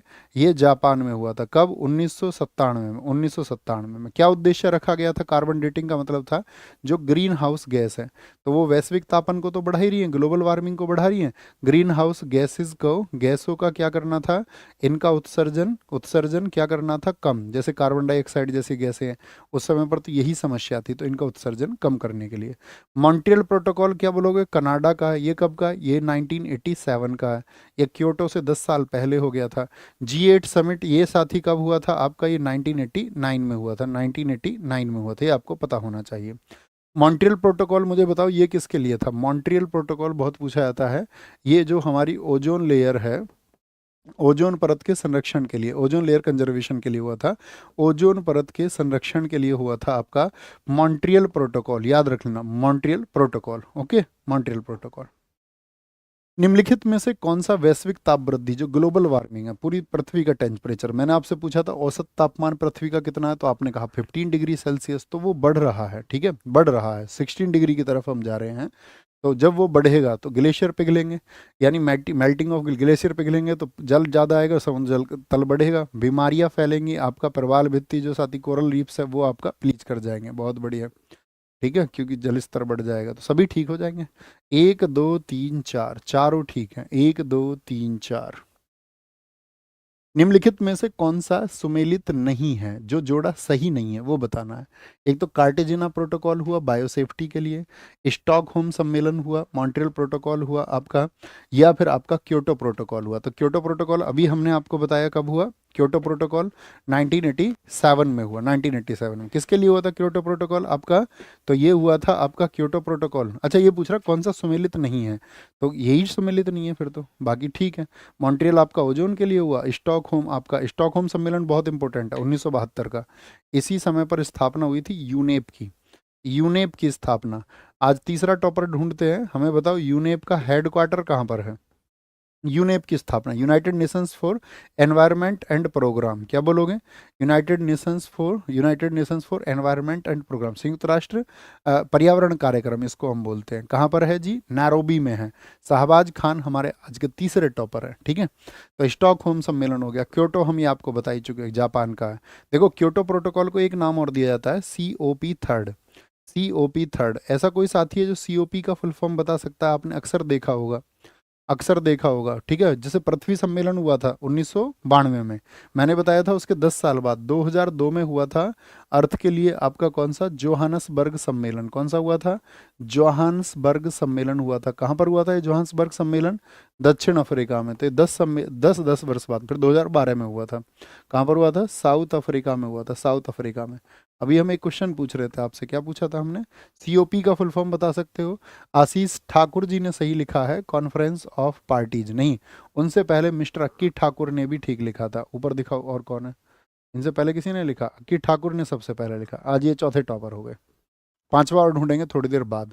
वस्तु के प्रतिबिंब की ऊंचाई से वस्तु की ऊंचाई का अनुपात क्या कहलाता है? जैसे कि आप, आपका मान के चलो आपकी एक हाइट है और आपका एक प्रतिबिंब दिख रहा है। ठीक है, तो ये जो रेशियो है ये क्या कहलाएगा? इसी रेशियो को बोलते हैं लीनियर मैग्निफिकेशन। क्या बोलते हैं?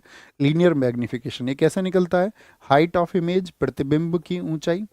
कभी कभी इसके लिए आपका यूनिट भी दे देता है, रेलवे एग्जाम्स में दे देता है। प्रतिबिंब की ऊंचाई दे रखी होगी और बटे आपका वस्तु की ऊंचाई, यानी कि ऑब्जेक्ट, इमेज ऑफ ऑब्जेक्ट, वस्तु की ऊंचाई।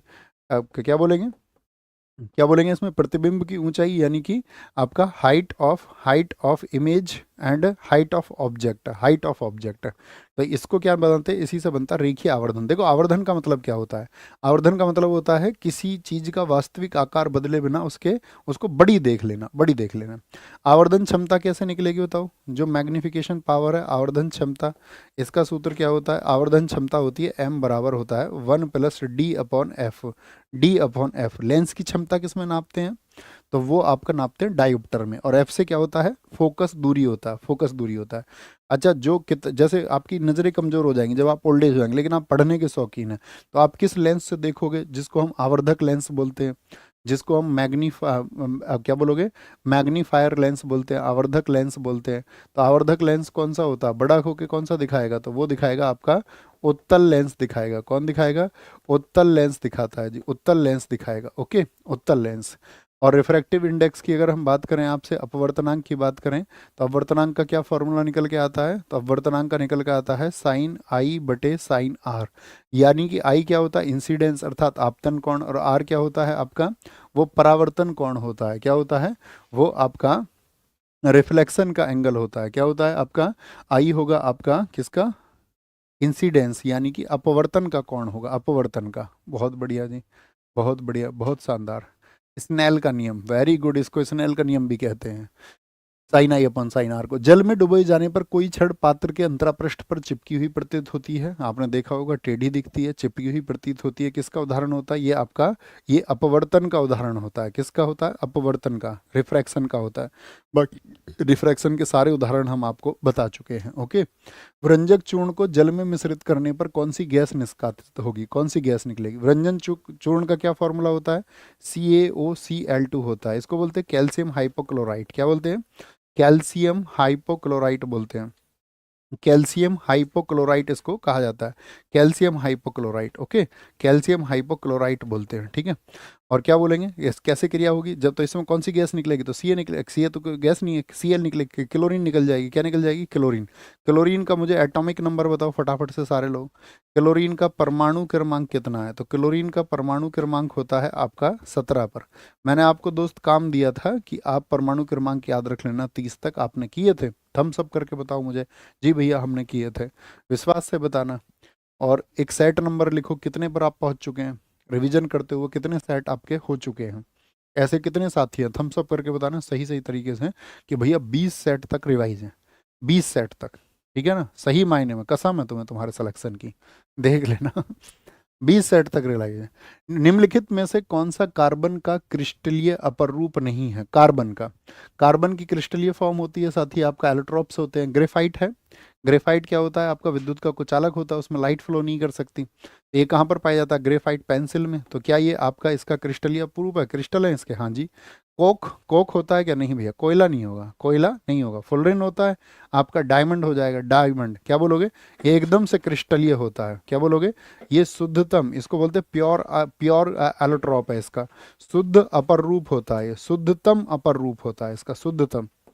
क्या आप मुझे बता सकते हैं हीरे का जो निरपेक्ष अपवर्तनांक होता है वो कितना होता है, हीरे का जो साथी आपका रिफ्रैक्टिव इंडेक्स होता है, अपवर्तनांक होता है, वो कितना होता है, तो हीरे का अपवर्तनांक निकालते हैं 2.42 होता है।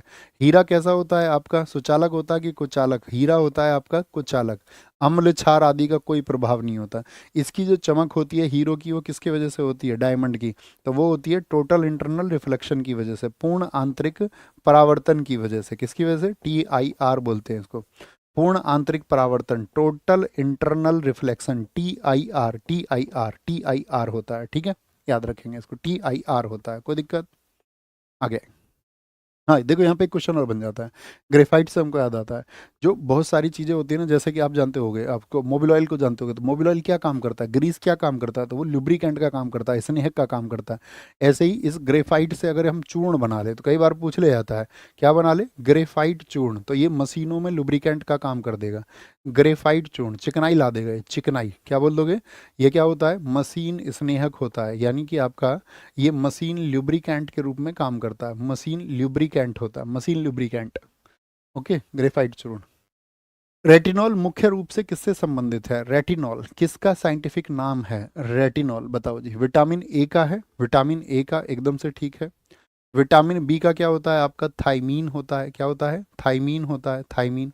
विटामिन सी का बताइए, विटामिन सी का क्या होता है, तो जो विटामिन सी होता है उसका होता है एस्कॉर्बिक एसिड। क्या होता है, एस्कॉर्बिक एसिड होता है, एस्कॉर्बिक अम्ल होता है। क्या होता है, एस्कॉर्बिक अम्ल होता है। ठीक है, विटामिन डी की बात करें, लिखा हुआ है ऊपर, विटामिन डी का बताइए मुझे, तो विटामिन डी का क्या होता है आपका, वो होता है कैल्सीफेरॉल। क्या होता है, कैल्सीफेरॉल होता है, कैल्सीफेरॉल होता है, कैल्सीफेरॉल होता है। ठीक है, विटामिन ई का अगर हम आपसे पूछे तो क्या होगा, टोकोफेरॉल होगा। क्या होगा, टोकोफेरॉल होगा, टोकोफेरॉल। ओके, विटामिन ई हो जाएगा आपका। आप मुझे बताओ विटामिन के का क्या नाम है? तो विटामिन के का होता है आपका, विटामिन के का होता है, उसको बोलते हैं हम्म, हाँ, फिलोक्विनोन। क्या बोलते हैं उसको? उसको बोला जाता है फिलोक्विनोन, फिलोक्विनोन कहा जाता है, या उसी को नेफ्ताक्विनोन कहा जाता है। क्या बोलते हैं उसी को? नेफ्ताक्विनोन कहा जाता है, नेफ्ताक्विनोन कहा जाता है विटामिन के का। आप हमें बताओ विटामिन के और कौन सा बचा? ए बी सी डी, ठीक है, खत्म हो गया। बहुत बढ़िया, के, विटामिन के हो गया। अब मुझे बताओ जल में कौन कौन से घुलते हैं, जो जल में वाटर में सॉल्यूबल होते हैं? तो जल में घुलनशील कौन से हैं? जल में घुलनशील। और एक मुझे बताओ जो आपका फैट में सॉल्यूबल होते हैं, जो साथी आपका फैट में सॉल्यूबल हों, तो क्या बोलेंगे? वसा में घुलनशील। तो वसा वाले छोड़ दो, बी और सी, वसा, वैसे बी सी, बी सी को छोड़ दो, तो बी सी छोड़ देंगे तो क्या बन जाएगा? कीड़ा। क्या बोलते हैं? के ई डी ए, के ई डी ए, कीड़ा। और जल में घुलनशील कौन कौन से होते हैं? वो बी और सी होते हैं, बी और सी होते हैं, बी और सी। अच्छा, विटामिन सी की कमी से कौन सा रोग हो जाता है? एस्कॉर्बिक अम्ल यदि कम हो जाए तो रोग कौन सा हो जाएगा? तो क्या बोलेंगे? स्कर्वी रोग हो जाएगा। क्या हो जाएगा? स्कर्वी रोग हो जाएगा। इसमें क्या होता है? आपके मसूड़ों में सूजन हो जाएगा। इसका अन्य नाम क्या है विटामिन सी का? इसका अन्य नाम होता है आपका E300। पूछा जाता है किस विटामिन को E300 के नाम से जाना जाता है? E300 के नाम से। विटामिन के में क्या होगा? आपके जो साथी क्लॉट्स हैं ब्लड के, वो नहीं बनेंगे। रक्त का थक्का न बनना, रक्त का थक्का नहीं बनेगा, ब्लड क्लॉट्स नहीं बनेंगे, ठीक है। रक्त का थक्का नहीं बनना, ये किसकी वजह से होता है आपका? नहीं, सॉरी, रक्त का थक्का नहीं बनता है इसकी वजह से, और कि अगर नहीं है तो नहीं बनेगा, अगर है तो फिर बन जाएगा। विटामिन ई की वजह से क्या आ जाएगा आपके अंदर? क्या बोलेंगे भैया? बांझपन आ जाता है, बांझपन आ जाता है, बांझपन, बांझपन हो जाता है। विटामिन डी की वजह से हड्डियों में सूखा रोग हो जाता है, जिसको बोलते हैं रिकेट्स। क्या बोलते हैं? रिकेट्स कहा जाता है, रिकेट्स कहा जाता है। विटामिन ए की वजह से क्या होती है? कलर ब्लाइंडनेस होती है, रतौंधी हो जाती है, रतौंधी, कलर ब्लाइंडनेस, रंग में भी, ठीक है। क्या बोलोगे? इसको बोलते हैं colour blindness, colour, colour blindness हो जाता है, कलर ब्लाइंडनेस हो जाता है। ओके, कलर ब्लाइंडनेस हो जाता है किसकी वजह से? रेटिनॉल की वजह से, रेटिनॉल की वजह से। सोर्सेज पता है सभी के विटामिन के सोर्सेज? ठीक है, बोलेंगे भी फटाफट से, बोलेंगे क्या कह रहे हैं भैया? रात में कलर नहीं दिखता। बहुत बढ़िया, बहुत शानदार, बैरी बैरी भैया। आयोडीन की कमी, क्या लिख रहे हो? साइनोकोबाल्बिन विटामिन का मानव निर्मित रूप है। साइनोकोबाल्बिन किसका नाम होता है? तो साइनोकोबाल्बिन है B12। क्या होता है? B12। देखो B1 क्या है? B1 अभी बताया, थाइमिन होता है। अच्छा, बी ग्रुप में कितने होते हैं? इसको बोलते हैं बी कॉम्प्लेक्स। तो बी कॉम्प्लेक्स में कितने होते हैं बताओ फटाफट से? बी कॉम्प्लेक्स में कितने होते हैं आपका? B6 होता है क्या? B6 बोलो भी। हाँ जी, B6 को बोलते हैं पायरिडॉक्सिन। क्या बोलते हैं? पायरिडॉक्सिन बोलते हैं, पायरिडॉक्सिन बोलते हैं। और B2 होता है क्या? B2 होता है कि नहीं होता? बोलो हाँ भैया होता है। B2 बोलते हैं राइबोफ्लोविन को। किसको? राइबोफ्लोविन कहा जाता है इसको, या राइबोफ्लेविन के नाम से भी जाना जाता है, ठीक है। राइबोफ्लेविन की वजह से। देखो जो थाइमिन है, तो थाइमिन की वजह से क्या होता है आपका? विटामिन बी, थाइमिन की वजह से हम बोले, तो थाइमिन की वजह से क्या होगा? बैरी बैरी हो जाएगा आपको। क्या हो जाएगा? बैरी बैरी डिसीज हो जाती है, बैरी बैरी रोग हो जाता है। राइबोफ्लेविन आपकी बॉडी में नहीं है तो त्वचा फट जाएगी आपकी। क्या बोलेंगे? त्वचा आपकी फट जाएगी। आंखें लाल रहती हैं, आंखें क्या हो जाती हैं? लाल हो जाती हैं, ठीक है। आंखें लाल हो जाती हैं, आंखें लाल हो जाती हैं, ठीक है। जैसे मुझ में B2 की कमी है, आपका क्या बोलेंगे? आंखें लाल हो जाती हैं। बी कॉम्प्लेक्स, इसमें एक होता है B3। क्या होता है? B3 होता है, तो बोलेंगे B3 को क्या बोलते हैं नाम से? नियासिन के नाम से जाना जाता है। ये नहीं बताया आपने बी कॉम्प्लेक्स में कुल कितने आपका विटामिन होते हैं? तो 8 होते हैं। क्या बोलोगे? 8 होते हैं। कितने होते हैं इसमें? 8 होते हैं, तो ऊपर लिखे ही हुए हैं ये आपका।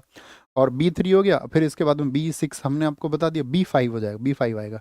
B5 इसको क्या बोलते हैं? पेंटाथोनिक एसिड बोलते हैं, पेंटाथोनिक, 5 होता है ना, पेंटाथोनिक एसिड कहा जाता है। 5 से 5, पेंटा, 5 को ही बोलते हैं। B6 हो गया। एक B7 होता है। B7 क्या होता है? बायोटीन। ये बालों के लिए ज़रूरी होता है, बालों के लिए, और ज़्यादातर शैम्पूज में यही होता है। इसी को हम बोलते हैं विटामिन H। क्या बोलते हैं? विटामिन H बोलते हैं, विटामिन H। एक होता है आपका B9। B9 को क्या बोलेंगे? फॉलेट एसिड बोला जाता है उसको। B9 को बोलते हैं फॉलेट एसिड। क्या बोलोगे? उसको भैया फॉलेट एसिड कहा जाएगा, फॉलेट एसिड कहा जाएगा, या फॉलिक एसिड भी उसको बोलते हैं, फॉलिक एसिड भी उसको बोलते हैं। ये आपको पता होना चाहिए, ओके। ये हमको याद रखने हैं। आगे आगे। मई 2025 में रोमानिया के नए राष्ट्रपति के रूप में किसे नियुक्त किया गया? रोमानिया के अभी राष्ट्रपति बने हैं वो कौन बने हैं रोमानिया के? तो जॉर्ज सिमियन बने हैं, ये तो हार गए। निकुसोर डैन बने, याद रखना, स्वतंत्र उम्मीदवार थे। रोमानिया की कैपिटल बताओ। रोमानिया की कैपिटल है बुखारेस्ट। क्या है? बुखारेस्ट इसकी राजधानी है। रोमानिया जो आपका रोमांस में था, बुखार हो गया उसको क्योंकि बारिश में नहा रहा था, रोमांटिक हो गया। यूएसए के मुझे बताओ, यूएसए के डोनाल्ड ट्रंप कौन से नंबर के राष्ट्रपति हैं? डोनाल्ड ट्रंप जो है ये कौन से नंबर का राष्ट्रपति है बताओ जी? तो क्या कहोगे? ये 47वां राष्ट्रपति है। और यूएसए का ही अभी आपका जो जैंडी वेस है, क्या बोलोगे? जैंडी वेस ये क्या है? जैंडी वेस ये उपराष्ट्रपति है। कौन से नंबर का? ये 50वां वाइस प्रेसिडेंट है, 50वां उपराष्ट्रपति है। ठीक है। अभी रिसेंट में मुझे बताओ कनाडा के पीएम कौन बने हैं? अभी चेंज हुए। कनाडा के पीएम कौन बने हैं आपका? तो वो है मार्क, क्या बोलोगे? वो है मार्क करनी। क्या है? मार्क करनी या मार्क कार्नी बोल दीजिए। ठीक है। नामीबिया में साथी अभी क्या चेंज हुआ था? पहली महिला राष्ट्रपति बनी। नामीबिया की पहली महिला राष्ट्रपति, ये पूछा जाएगा। पहली पहली जो साथी आपका महिला राष्ट्रपति बनी है नामीबिया की, पहली महिला राष्ट्रपति वो कौन बनी है? तो पहली महिला राष्ट्रपति बनी है नंदी नदेतवाहा। कौन? नंदी नदेतवाहा बनी है, नदेतवाहा। ठीक है, नदेतवा, ये पहली महिला बनी है वहां पर नामीबिया। क्या आप मुझे बता सकते हैं यूएसए की राजधानी वॉशिंगटन डीसी है? कनाडा की क्या है? कनाडा की ओटावा है। नामीबिया की राजधानी आप मुझे बताएं, कितने लोग बता सकते हैं? नामीबिया, बिया हवा, बिहार, बिहार बोलते हैं विंड को, विंड माने हवा। क्या बोलेंगे? बोलेंगे अभी फटाफट से, क्या बोलेंगे जी? नामीबिया। तो नामीबिया क्या बोलेंगे भैया आपका? नामीबिया आप कह देंगे पहली महिला शिक्षिका। Wind hawk, wind hawk. मई 2025 में ब्रह्मोस निर्माण इकाई का अनावरण कहाँ किया गया है? मई 2025 में ब्रह्मोस निर्माण इकाई का अनावरण कहाँ पर किया गया है? सारे लोग बोलेंगे भाई वाह, लखनऊ, लखनऊ में किया गया। क्या टारगेट रखा गया है लखनऊ में? ब्रह्मोस कितनी मिसाइल यहाँ पर बनाएंगे? तो यहाँ पर टारगेट रखा गया है 80 से 100 मिसाइल बनाने का। कितना? 80 से 100 मिसाइल बनाने का टारगेट रखा गया है यहाँ पे।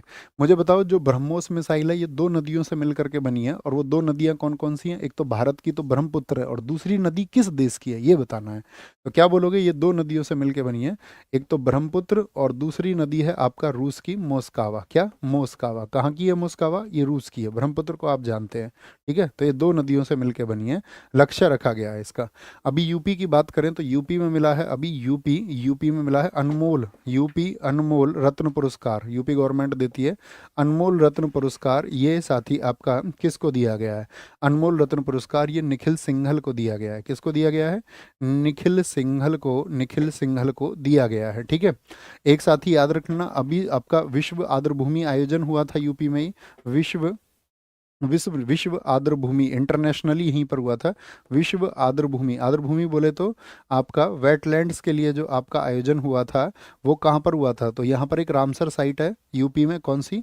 पार्वती अर्गा, पार्वती अर्गा। क्या आप मुझे बताओगे पार्वती अर्गा जो साथी आपका रामसर साइट है वो कहाँ पर है? पार्वती अर्गा रामसर साइट कहाँ पर स्थित है आपका? तो ये है आपका गोंडा जिले में। कहाँ पर? गोंडा में। अभी आपने पढ़ा होगा रिसेंट में, अब रामसर साइट बढ़ करके कितनी हो गई हैं? रामसर साइट टोटल कितनी हो गई हैं रामसर साइट? और इसी के लिए साथी जो वेटलैंड डे मनता है वो कब मनता है? तो वेटलैंड्स डे मनता है आपका कब? वेटलैंड्स डे मनता है आपका 2 फरवरी को। क्योंकि रामसर कहाँ पर स्थित है? ये जो रामसर है ये ईरान में स्थित है, ईरान का एक शहर है। रामसर कहाँ पर है? ईरान का एक शहर है। भैया 91 हो गई हैं, और आज के 5वें टॉपर बनते हमारे मनीष भाई सबसे पहले आंसर देके। तो ये वेटलैंड्स डे मनता है आपका 2 फरवरी को। किसको? 2 फरवरी को। ब्रह्मोस एरोस्पेस किन दो देशों का संयुक्त निगम है? किन दो देशों का संयुक्त निगम है? ये आपका होमवर्क है, ये आपका होमवर्क है। और आप में से कितने साथियों ने जीएस सुधा बुक को ऑर्डर किया था? जीएस सुधा बुक को मैं आपको बता दूं, एक तो कुछ साथियों को कन्फ्यूजन है, उन साथियों ने सोचा, कुछ साथियों का मेरे पास क्वेश्चन आया, हालांकि मैं उसको बता चुका था टेलीग्राम के माध्यम से भी। और ये टेलीग्राम आप ज्वाइन कर लो, हम सारी इन्फॉर्मेशन इसी पर देते हैं। ओके, टेलीग्राम आप ज्वाइन कर लो। ओके, या तो हम इंस्टाग्राम स्टोरी पर शेयर करते हैं या इस पे आपका टेलीग्राम पर उसको भिजवाते हैं। तो क्या बोलेंगे, जीएस सुधा बुक, भैया ये टोटल थ्योरी बुक है। ये क्या है, ये सिर्फ टोटल थ्योरी है। इसमें थ्योरी से सारी जो आपका टॉपिक्स हैं वो कवर किए गए हैं। और जिन साथियों ने इसको ऑर्डर किया था, याद रख लेना 25 जून तक आपकी किताब आपके पास पहुंच जाएगी। और याद रख लेना, भैया ने कहा है रिव्यू करना नहीं भूलना उसको देख करके। और जितने में हमने आपको भिजवाया, उसको 199 में हमने आपको भिजवाया था, क्या पॉसिबल था, आप उस किताब को देख करके कहना क्या ये सच में पॉसिबल था। लेकिन जब हमारी ऊर्जा होती है, हमारे साथ में साथी उम्मीदें जुड़ी होती हैं, और आपकी वजह से सब कुछ अपने जीवन में हुआ है, तो वो हर संभव कार्य हम कर पाते हैं। तो क्या बोलेंगे आपका, अभी तो नहीं, अभी मत पूछ लेना भैया आपने लिख दिया था ये, है ना। अब पॉसिबल नहीं है वो, मैंने कहा था आपसे एक ही बार आएगा वो। अब आपको उसको बुक सेलर से लेना पड़ेगा अगर आप इस किताब को चाहते हैं। अब मतलब फ्यूचर में उस पर ऑफर नहीं होगा ना, अगली 10 को ना कभी भी। तो अब आपको उसको बुक सेलर से लेना पड़ेगा। बाकी आपका रिव्यू वीडियो का इंतज़ार रहेगा। तो जो साथी आपका रिव्यू वीडियो बनाते हो, चाहे इंस्टाग्राम के माध्यम से आप बनाए, यूट्यूब के माध्यम से, तो ज़रूर बनाना, ओके। और ये जो बुक है ना जीएस निधि, ये ऑब्जेक्टिव बुक है। ऑब्जेक्टिव समझ रहे हो, पीवाईक्यू फॉर्मेट की बुक है। अगर आप एसएससी का कोई एग्जाम देने जा रहे हो, एसएससी का, स्पेशली एसएससी का कोई एग्जाम आप देना चाह रहे हैं, चाहे आप जीडी दें, चाहे आप सीजीएल दें, ठीक है, चाहे आप एमटीएस दें, चाहे आप सीएचएसएल दें, चाहे आप दिल्ली पुलिस दें, ठीक है, जो भी सीपीओ आप दें, सिलेक्शन पोस्ट आप दें, स्टेनो आप दें, जेई आप दें, जो भी एग्जाम दो, एसएससी का अगर आप देखना चाह रहे हो कि पिछले 5 वर्षों का क्या ट्रेंड रहा है, तो उसका एक्सप्लेनेशन हमने दिया है पीवाईक्यू फॉर्मेट में। तो अगर आपको पीवाईक्यू की प्रैक्टिस करनी है, भाई आप थ्योरी पढ़ चुके हो, आपको पीवाईक्यू प्रैक्टिस करनी है, तो आप इस बुक की तरफ जाना। और अगर आपने थ्योरी पर बहुत अच्छी कमांड आपकी नहीं है, तो आपका उन साथियों के लिए, जो आपका साथी तैयारी शुरू कर रहे हो, शुरुआती दौर में हो, वो पूछे कौन सी बुक चाहिए, तो आप उनको सजेस्ट कर सकते हैं कि भैया थोड़ा विस्तार से अच्छे से पढ़ना पड़ेगा। ऐसे नहीं है कि हवाबाजी में 100 पेज की कोई किताब है पढ़ डालो, अच्छे से आपको समय देना पड़ेगा उस पर। और आप अपना इंडेक्स में टॉपिक सेलेक्ट करके टॉपिक वाइज उसको पढ़ सकते हैं। अच्छा मैं ये पढ़ चुका हूँ, अब मैं ये पढ़ चुका हूँ, समझ गए। अंतर क्लियर है ना, अंतर क्लियर है ना। ये किताब आपके पास 25 जून तक पहुँच जाएगी। तो इंतज़ार रहेगा आप सब लोगों का। बाकी होमवर्क का आंसर लिखना ना भूलें। और स्टैटिक जीके की जो बात थी, स्टैटिक जीके को हम शुरू कर रहे हैं यूट्यूब पर थ्योरी से साथी, स्टैटिक जीके को। और स्टैटिक जीके को हम शुरू कर रहे हैं आपका 1 जुलाई से। उम्मीद करूंगा आप सबके पास में, अच्छा स्टैटिक जीके की बुक तो सबके पास में होगी ही, तो आपको नोट्स बनाने में कोई दिक्कत नहीं होगा। क्योंकि आप उस, जब हम आपको जो टॉपिक पढ़ाएं, तो वहीं पर अपनी बुक में थोड़ा सा स्पेस या पर्ची जोड़ के लिख लिया करो, है ना। बार बार बनाने की ज़रूरत नहीं है। या आपके पास नोट्स होंगे तो उसमें लिख लेना, या कोई और किताब आपको पास हो स्टैटिक जीके का, उसमें लिख लेना। तो हम उस तरीके से नोट्स आपको बनवाएंगे, ठीक है। चलेगा कहाँ पर, RWA इसी चैनल पर, इसी चैनल पर 1 बजे से चलेगा। 1 तारीख बोला हमने, कब से बोला, 1 जुलाई। इसका मतलब है हमें पता नहीं है अभी, शुभम भाई देख के बताओ ना। जुलाई में जो आपका फर्स्ट मंडे होगा, कौन सा होगा, जो आपका फर्स्ट मंडे होगा उसको कराएंगे। कभी पता चले 1 जुलाई को संडे हो, क्या है, क्या है 7 का, और एक एक का क्या है। अच्छा 1 जुलाई का ट्यूसडे ना, हाँ तो 1 जुलाई को कराएंगे, ओके, कोई दिक्कत नहीं है। ख्याल रखिए अपना बहुत सारा, बहुत अच्छे से पढ़ते रहिए। नमस्ते, थैंक यू, टेक केयर।